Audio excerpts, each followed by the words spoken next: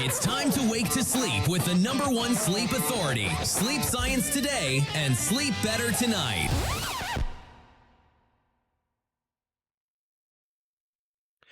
What if I told you that most of what you've heard about baby sleep is wrong? Well, we're going to be separating myth from science because your baby isn't broken, you're not failing, and better sleep starts with understanding what's actually normal. Today on Sleep Science Today, we're going to be talking with Heather Boyd. She's an occupational therapist, infant and family sleep specialist, and mom of 3. I'm your host, Andrew Kolsky. Heather, welcome to the show. I'm glad to be here, Andrew. Thanks for having me. Well, baby sleep is certainly an important thing. Um, Everybody starts off as a baby. We all experience it, and none of us remember it, I'm sure. We were too young at the time. But tell us about yourself. Tell us about how does an occupational therapist get into the business of baby sleep? Well, I'm sure there's more than just the way that I got in, but I got in as an occupational therapist who became a mother of a baby who was not sleeping very well at all, who broke Mm, all the rules about everything I thought that sleep was supposed to be, about what I thought my role was in teaching sleep, and how it was all going to unfold. And I know for most of us, when we become parents, we hear how exhausting it is, especially that newborn stage. I don't think anyone can really prepare you fully for how exhausting it can be. And then when you have a baby who's not even sleeping the way that, you're expecting at all, if the wake ups are every 20 to 30 minutes, then you're left feeling like you have a baby that hasn't read the book. Like, darn it, they should have read the book. They had 9 months to read the book on baby sleep and they didn't. And then you have all the stories in your head of what you're supposed to do, that it is your job to teach them to sleep. And something didn't fit right for me, both as an occupational therapist who had worked with babies for years. I never really worked with sleep, never really appreciated how exhausted the clients I was working with were. And so once I became a mom and was this tired, I started looking for something that was going to fit better with what I was getting to know of my baby and how that was going to fit in with what I knew about infant development, even though sleep wasn't something that I had a lot of knowledge in. hmm hmm Okay. So let's kind of take this from the beginning. So prior to you ever having a child, you're getting prepared for your first child. Obviously, you know that that's something that's coming about, but you've, never dealt with babies or sleep from your own perspective. So what did you do prior to giving birth, if anything, to prepare for how you were going to handle this new person in your life? I knew that breastfeeding was often harder than anticipated, and that was a hurdle that I expected to have. And I knew that preparing for labor was going to make a difference. So I could have had a PhD in birthing babies and a PhD in breastfeeding, or at least through the parenting perspective, but sleep I did not touch at all. I had this vague kind of awareness that sleep was going to be an expected challenge, but Mhm. I did no more research on it than that whatsoever. It was like being in the clouds when it came to sleep. I focused much more on giving birth and on preparing for breastfeeding. Didn't even touch the sleep thing at all. So I think that's part of why it hit me like a Mack truck when it wasn't going well. Right, right. Okay. So you give birth, you bring the baby home. Um, how had you set up for the baby sleep? I'm assuming you had somewhere that the baby was going to be sleeping. Was that in your room? Was that somewhere else? How did you prepare? Yeah, well, we had the crib, and by that point, I knew that the ideal is for baby to be in the same room as the parents for at least the first 6 months. That reduces the risk of SIDS. It allows for higher rates of breastfeeding because you're closer to your baby. Hmm. And it becomes easier to respond to your baby in the middle of the night. But we had a room that didn't really fit the crib, so we started with a little Moses basket. And we had one of those broad IKEA headboards. I don't know, the Malm, I think. And the bassinet or the little Moses basket fit right on the headboard. So we had baby on the headboard for the first few months in this Moses basket. And that worked reasonably well, other than having to when it's on when the Moses basket's on the headboard, you still have to get up and Right, crawl up the right. headboard to respond. But um it was working okay when sleep was at the newborn stage and it was just kind of reflexive, right? Babies sleep around the clock. They don't know day from night. When they wake up, they generally need to be fed. They fall asleep without any effort. But as he moved out of that stage into a little bit more awareness of the world around him, he became aware that sleep wasn't so pleasant for him. So he wasn't very interested in it. So that's how it started in our room, on the headboard of that IKEA bed, in a little Moses basket until he had outgrown it. Okay. And hopefully you have photographs of this so you can use it to embarrass him at his wedding. That's a good point. I'll have to start looking for them now. So you said at some point your baby started to become aware and then sleep started to become an issue. Roughly how old are we talking for your particular experience? Oh, it really is a blur because, of course, even with typical newborn sleep, it's one of the most difficult things, I think, of becoming a parent is just how interrupted your sleep is. You're recovering from one of the most intense 9-month periods you could ever have. Hmm. The intensity of delivery and all the hormones that come with that, and adjusting to this new role, which for the first time, I was not working or going to school. I was at home. And as an aside, I had all these ambitions of what I would get done. I thought if I'm home full time with a baby, maybe this is the time of my life where I get to learn to play guitar, which Oh. was whoa, way off course. I had no time. I did not pick up the guitar the whole mat leave, Andrew. It was not on the roster. Because when I wasn't doing something baby related, I was probably trying to catch up on some rest. And so I would say, generally, and I can't remember specifically for him, but for my clients, that 3 to 4 month mark is where the light bulbs start going off. So if I had to take a guess, it was probably around that time, which was also around the time that I took my very first outing away from my baby. So I remember that was at about 3 months. Left him with my mother-in-law and my sister-in-law to go watch an opera, which I'd never done Oh, before, wow. and it was lovely to get away. But that was that 3 month mark, and I remember it because my sister-in-law, who is loving aunt, but far less tied in her identity to whether my baby is going to sleep or not. Hmm. So my baby fell asleep right on her while we were gone, quite Oh, easily, much more easily than me, because as a mom, I felt really responsible for getting him to sleep, which means right, my stress level's up here. right. And when it comes to sleep, stress and sleep do not make a very good fit. So I would say it was probably around the 3 month mark. And at that point, I was like trying to catch up on all the reading and studying I didn't do about sleep when I was pregnant. And so I was reading Harvey Karp's The Happiest Baby on the Block. I was reading The Baby Whisperer. I was reading all the conventional books and trying to follow them to a T, Hmm. which meant a lot of hands on work to get him to sleep because I wanted him to sleep instead of looking at what does he need to be Right, able to sleep. And right. so with Harvey Karp, we were doing the patting and the shaking and the shushing and the swinging. And it worked kind of, except I think it was probably just a coincidental byproduct of me putting all this time into helping him sleep. And so a lot of energy was going into sleep because I needed him to sleep more than he needed to sleep. Right. Right. So when you described that, he was starting to become aware and sleep was starting to become this issue, was it like what was he doing that led you to think, something's off? Mm.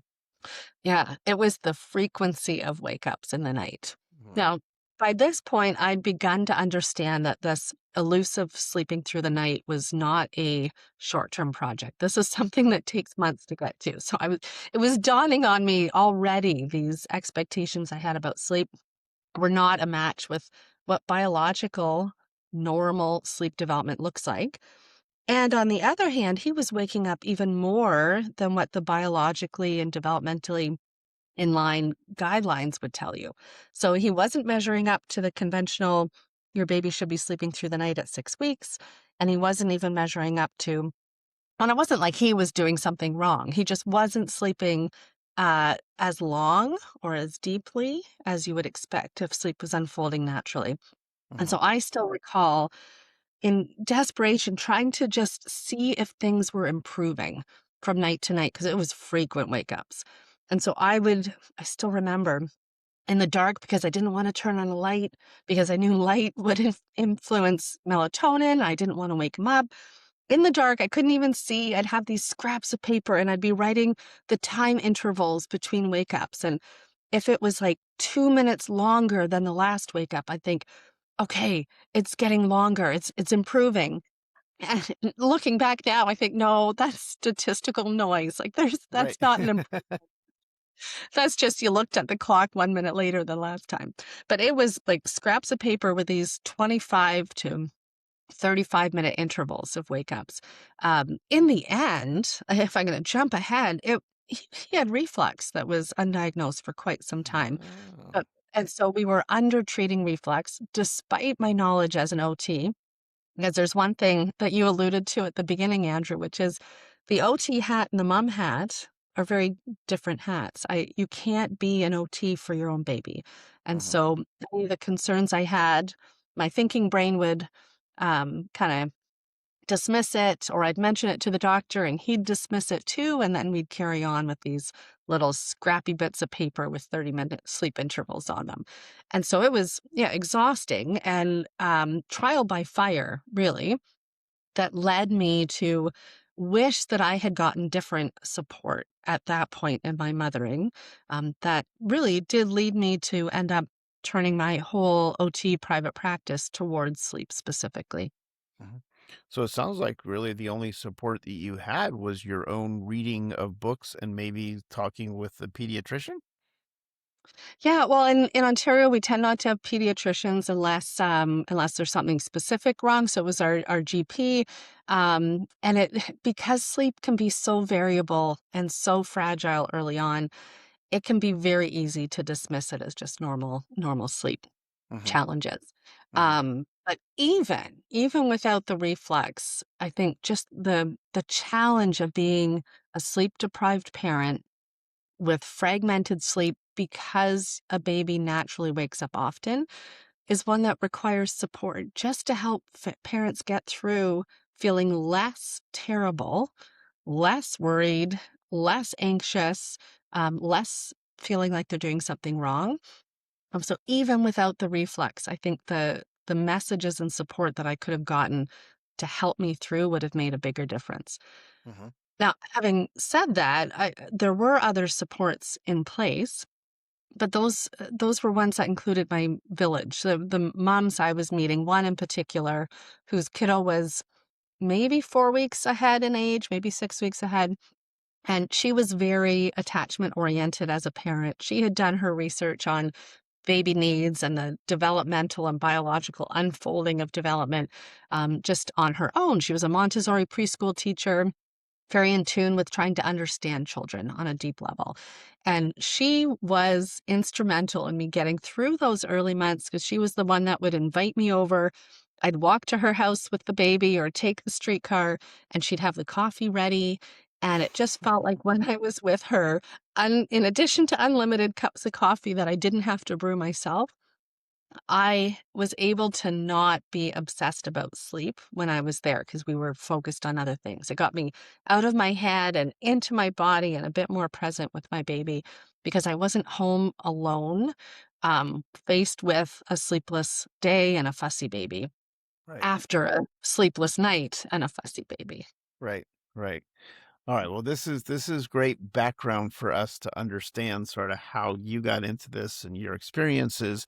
And what I want to do is I want to move forward now into because of this experience you had with this other mom, what types of things, because you're working with clients, what types of things your clients see and what types of issues they have or concerns that our audience could learn more about so they don't have the same things. But before you answer that question, we've got to take a break. So we will be right back in just a minute on Sleep Science Today. Be sure to visit sleepsciencetoday.com for access to all of our channels and special offers. Sleep Science Today and sleep better tonight.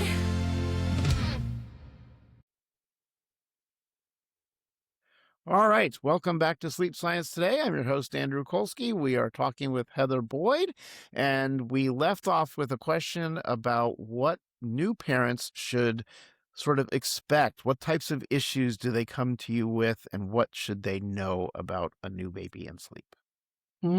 Yes. Oh, this is a great question, Andrew, because I think there's kind of two sides, two main sides to this. And one is to understand what normal infant sleep development looks like. Because those messages that we get about sleeping through the night and about this being our job to teach sleep, and I'll side trip that with we forget that sleep is developmental. We treat Mhm. it like a taught skill, like writing, and it's more like walking. It's more like walking in the way that a baby's brain is designed to develop towards taking those first steps. We may revel in teaching our kids to walk, but we're not actually the ones teaching them. We are providing the environment for them to do what they have always done, babies have always done, which is wanting to pull up, wanting to make their way in the world, take those steps. Sure, we delight and revel in it, but we aren't the reason that they walk. The Mhm. same with sleep, that it says their brain and nervous system develops, sleep can mature to be longer sleep cycles, deeper sleep, linking sleep cycles, like coming out of sleep and then coming back into another sleep cycle. This is all brain science. This is how it unfolds naturally. The biggest challenge with sleep is it's also much more impacted by environment than, say, walking is. You don't Hmm. need a coffee table to learn to walk. You don't need a couch to learn to walk. If it's there, babies will use it, but Right. they'll walk anyway. With sleeping, they need to feel safe and secure because a calm nervous system is required to Mhm. drop into sleep. They need to be fed so that hunger isn't I mean, they are going to wake up hungry often in those early months, Right. but walking isn't related to whether they just ate or not, but sleeping can be. The safety piece is the big thing. And so when I look at what is it that parents need to know to help sleep unfold as it should, part of it is that by understanding how it unfolds, half of what parents, maybe even more than half of what parents are worried about or think they're responsible for with sleep gets taken off the plate. If sleep were a big dinner plate, we're taking half the meal off. That part is totally up to your baby's maturation. It will unfold as it should. The parent's responsibility is that environment, that ability to create conditions that invite sleep. I've mentioned that it's a lot about nervous system safety. That's a Mhm. big part of it. Mhm. But the part that parents mainly know about are a quiet space, consistency, low light, not screens or sunshine pouring in the evening. Those are the physical environment pieces. Those are like sleep hygiene pieces around routine and rhythm. Those are the ones parents tend to be aware of, but they're not aware of just how important that safety and security for the nervous system is. And a big part of that comes through attachment and security. And a big part of that then is unlearning what we think we know about our job in teaching or training sleep. Because training sleep is much more about teaching babies to fall asleep in our absence, when really their nervous system is wanting our presence. Huh. And so with parents, I'm talking often about this push and pull. Parents want more independence, babies want more closeness. And so right off the get-go, you have this irreconcilable difference in priorities. And when I Right. can help parents realize that that connection piece is what helps the nervous system relax into sleep and allows their brain wiring, those neurons to wire in a way that lets them know what it feels like to be calm, then Uh-huh. when they are ready, they won't need that parent there because that cup is full and overflowing and developmentally they're ready to take on that piece on their own. Parents think they can rush that part and make a beeline to independent sleep, but it's like a slow walk up the mountain. We can't get to Mount Everest in a day. We've got to take one step at a time. Right. So that's the developmental and attachment based piece. The other part that I think comes up often with my families, once we've had an understanding of how this unfolds naturally, is the health barriers or other barriers that get in the way of that. And I always describe that as being like boulders that are in the way of that path up the mountain. Hmm. If that peak of Mount Everest is sleeping through the night and not asking for 20 glasses of water when they're 3 and getting up and saying that they want to play instead of sleep, if that's the pinnacle and we're making our way up the path to the top of the mountain as development unfolds, when there is a boulder in the path, we can't get around it, we can't go over it. We have to move it out of the way. And some of those boulders are, like with my son, reflux, where it doesn't matter how his development is unfolding, he can't get past this boulder of reflux because it's pain that's waking him up. Other boulders that get in the way can be airway, so sleep apnea for babies, Mm. stuffiness or teething that in the short run can impact sleep as well. Nutritional deficiencies like iron, selenium, magnesium, when those are low, sleep can be really restless. And so when I work with a parent, although the first step is to look at development, when I see some signs of the boulders that are in that way of getting up that mountain to sleeping through the night, we need to move those. We need to assess and address for those things so that we can move those out of the way. Hmm. They are not every baby, and not every baby has those challenges. And a lot of parents that are really worried about sleep have this worry that something is inherently wrong with their baby's sleep. Most of the time, that's not the case. Most of the time, it is development unfolding in its own timeline. It's particular personality or temperament or sensory traits of that baby that need to be met. Most of the time, it's not health issues. Though I do get a fair share, obviously, because parents are coming to me because sleep is not feeling very well. And those Right. parents include babies that have some of those boulders that are in the way. Right.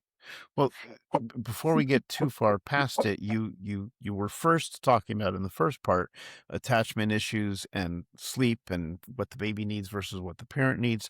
So, can you give a couple examples of what does it actually look like? And here's what I mean.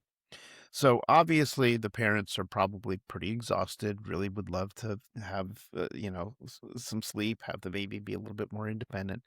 The baby is looking for attachment, comfort, safety, all the things that you were mentioning. So when you work with a client, what do you kind of coach them on? What should it look like for a proper attachment, but also proper, freedom? Yes. So when I'm working with a family and we're looking at really understanding why sleep looks the way it does right now, some of my attention is on helping parents get rid of what that template in their head of what sleep looks like and look at what their baby needs instead. Because invariably, their baby will need at least some of what would naturally be unfolding with sleep development. But then the rest is who is your baby and what do they need and how do we give it to them as easily as possible without the parent unraveling? We can't negotiate baby need. It is what it is.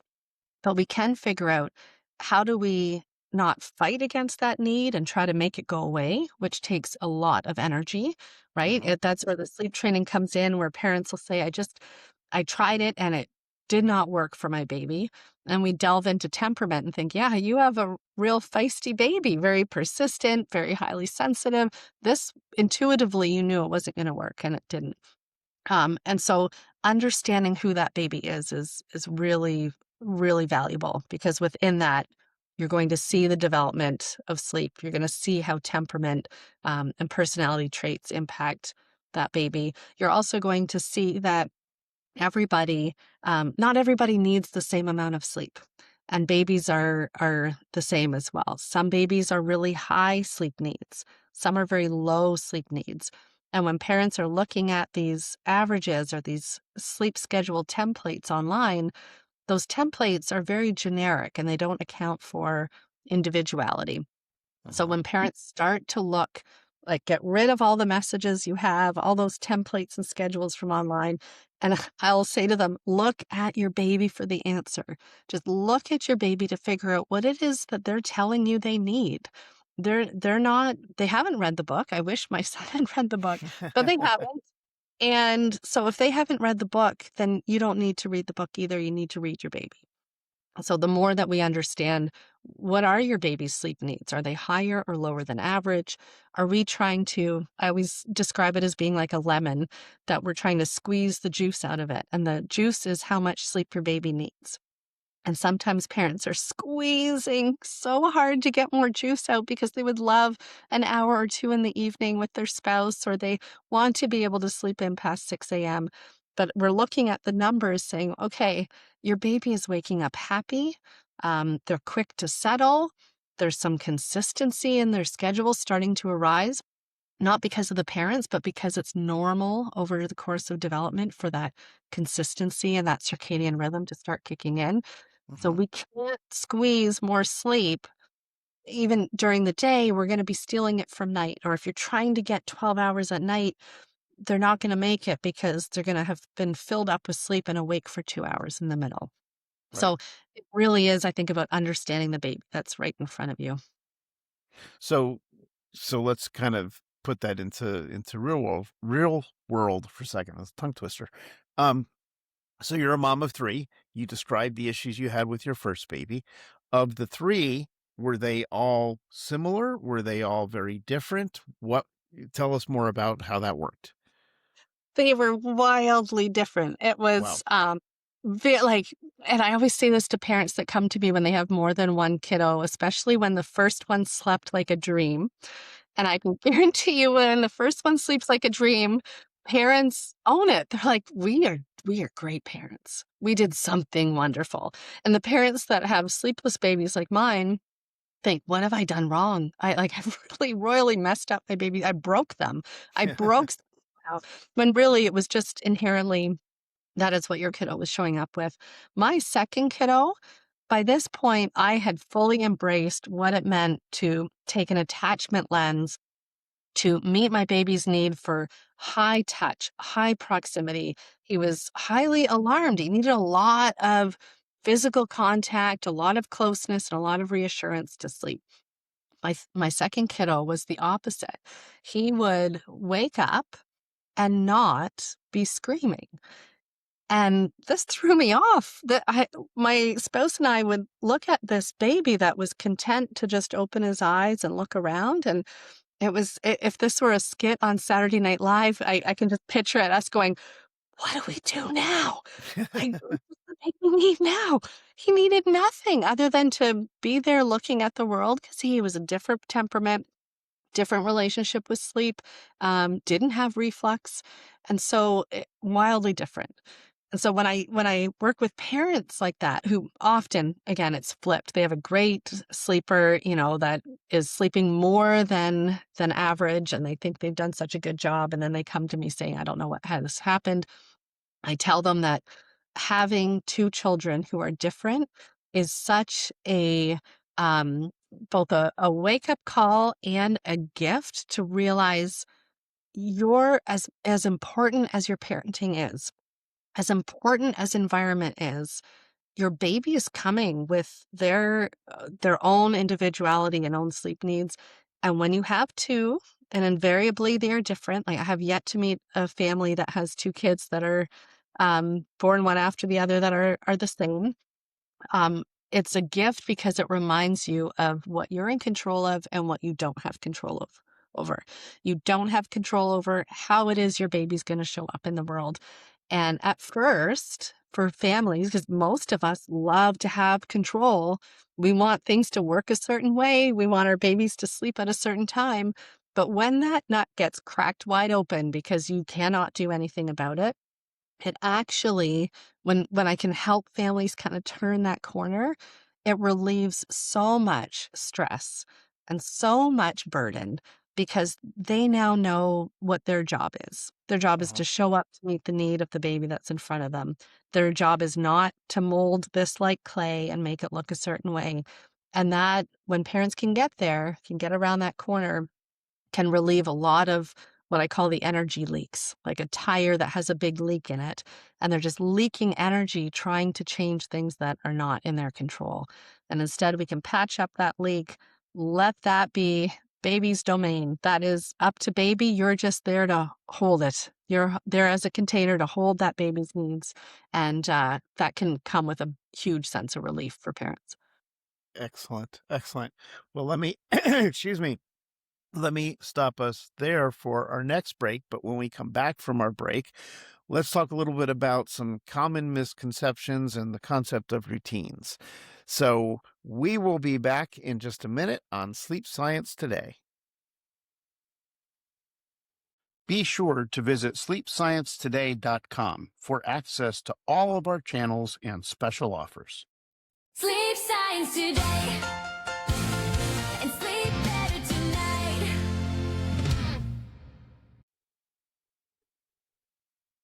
All right, welcome back to Sleep Science Today. We're talking with Heather Boyd, an occupational therapist and an infant and family sleep specialist. So we talked a lot about issues and things that and how babies are so different and paying attention to the actual baby's needs themselves. So are there any sort of common misconceptions that parents have that we haven't talked about and that they should be aware of? Well, I'd love to hit on the idea of routines and rhythms and schedules because it is one of the things I think we cling to as parents early on until we either have a very adaptable baby who's like, sure, I'll go along with whatever. I'm fine. Those are not the clients I see. Those babies are so malleable that parents are doing generally just fine. But the misconception is that parents are in charge of making a rhythm or routine for their baby's sleep. And although parents influence it, and parents are in charge of creating that environment for an invitation to sleep, it really is more that parents are the bookends or the container, and it's the baby's neurological development that is creating that rhythm. When babies are born, they have no circadian rhythm. You can't measure melatonin in their blood. They get a little bit from in utero that gets used up, and it's hard to measure it until they're 3 months old, Mhm. which is and usually when those light bulbs are going on. Babies kind of waking up to the world, and most of their sleep is starting to consolidate at night. But these are things that are coming neurophysiologically from the baby, partly because of environmental cues, because parents will sleep more at night. The lights are dark, the sun goes down. But it really is. I always picture it as being like parents are those bookends, and it's the baby's development that's filling in the space in between those bookends. And as their nervous system is developing, and as that melatonin starts to course through their veins in the evening to draw them into sleep, and as cortisol starts rising in the morning to start their day, that routine and rhythm will start to emerge on its own. So we go from sleep being dispersed evenly over an entire 24 hours to a JK student whose sleep is almost all at night. Now, how do we get from one to the other? It's again partly environmental, partly the parents shaping things over time, but largely it's that nervous system, excuse me, Mhm. that nervous system is mature enough to actually have sleep cycles that are getting longer, more predictability, more sleep at night than during the day.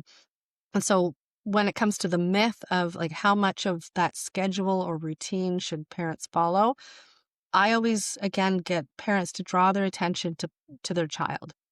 Look at the cues that they're showing for tiredness.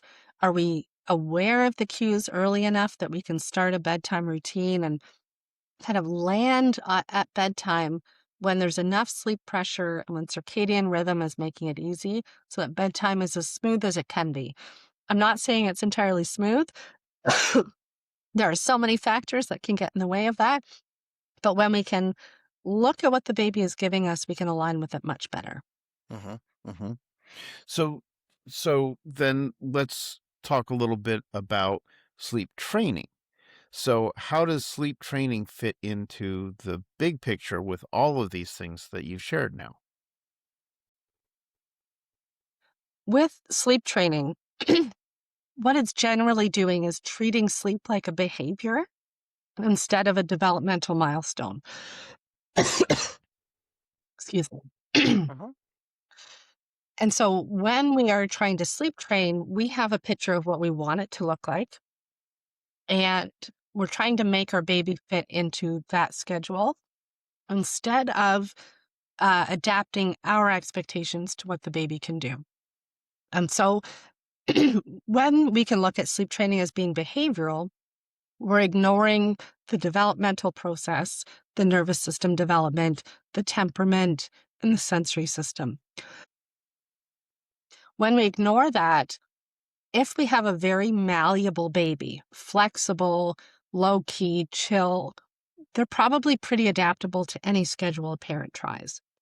Okay. When we, however, have a highly intense, highly sensitive, persistent, or stubborn baby, we end up in loggerheads against them, trying to make them fit into what we want. So it's like a square peg in a round hole, or whatever that expression is.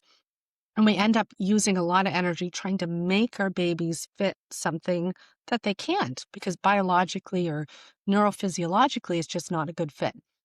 So when I work with families, I don't take a sleep training approach, I take a sleep development approach. And it's about looking at, what does our baby need right now to sleep as well as they can at this point in time?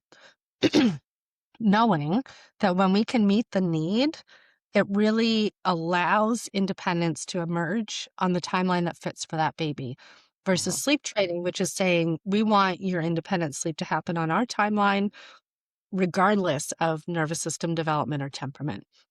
And Yeah. so the sleep training piece, it's challenging because the narrative, when I became a parent, I thought it was my job to sleep train, and that if I did not sleep train, I was failing at one of the first jobs I had as a mom.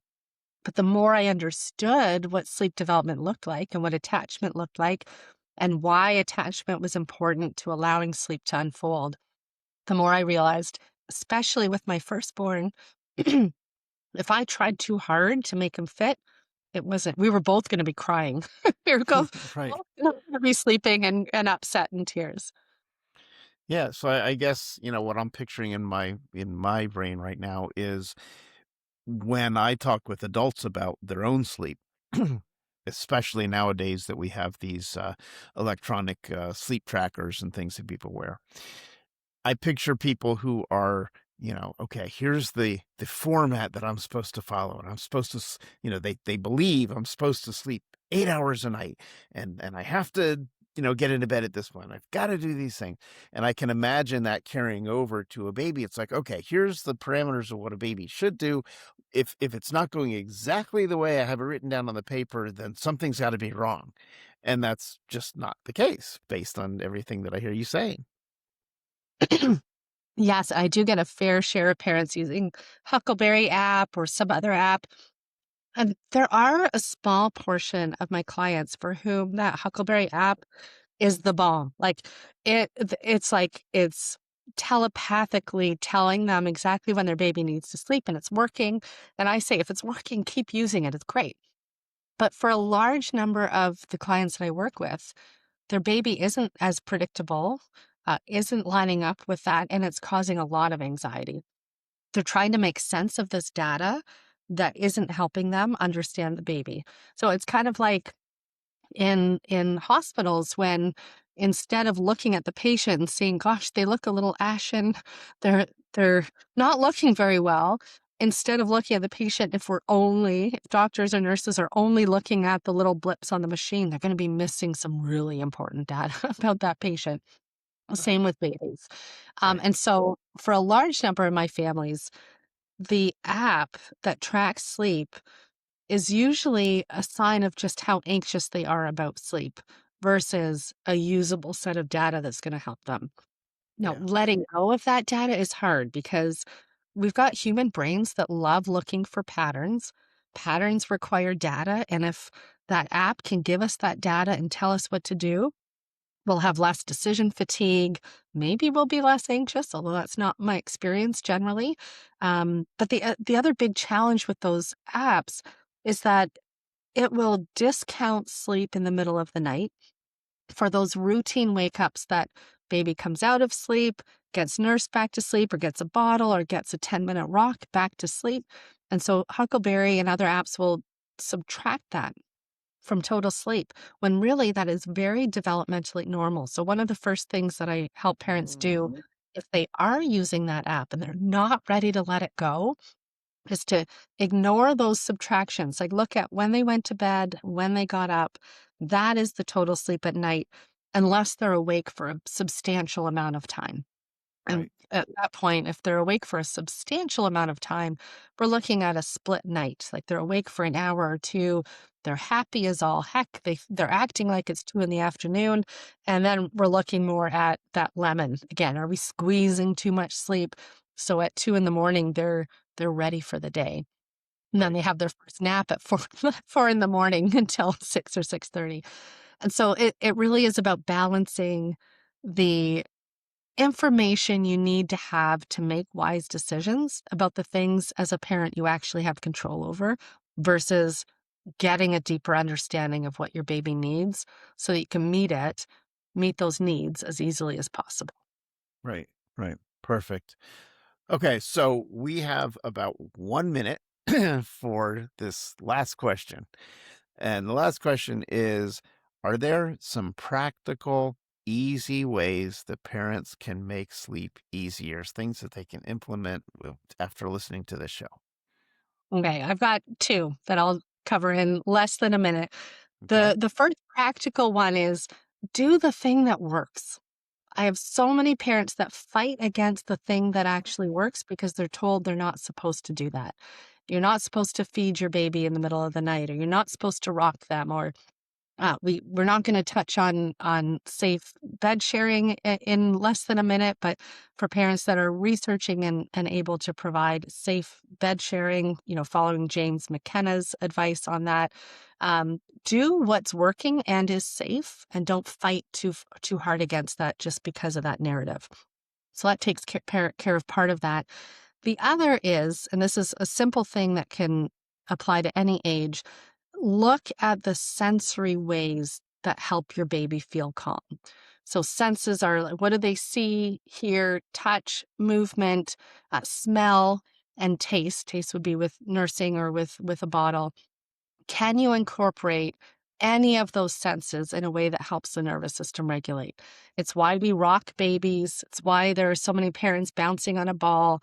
It's why babies will often smell better if they have something in their crib that smells like you, because Mhm. that scent means safety.